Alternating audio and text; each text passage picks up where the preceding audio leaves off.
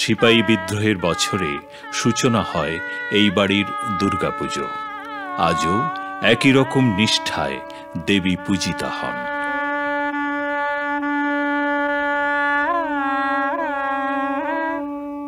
প্রাচীন ঐতিহ্যবাহী ঠাকুর দালানের এক কোণে মা চিন্ময়ী থেকে মৃন্ময়ী হয়ে উঠছেন। আমি যে বাড়িতে এখানে দাঁড়িয়ে আছি 1 নম্বর বেচু চ্যাটার্জি স্ট্রিট, লাহাবাড়ি, ঠনঠনিয়া কালীবাড়ির ঠিক উল্টো দিকে ঢুকেই ডান দিকে প্রথম বাড়ি।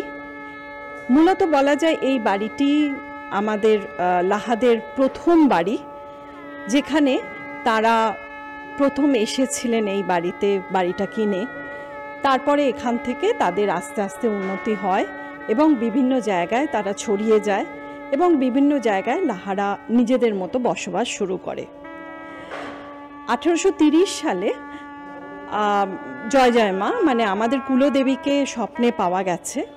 তখন আমরা এই বাড়িতে থাকতাম না, তখন আমরা থাকতাম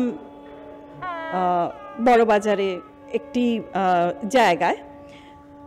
তারপরে আস্তে আস্তে ওই কুলদেবী পাওয়ার পর থেকে লাহাবাড়ির উন্নতি শুরু হয় এবং 1857 সালে এই বাড়িটি কেনেন লাহাবাড়ির পূর্বসূরীরা।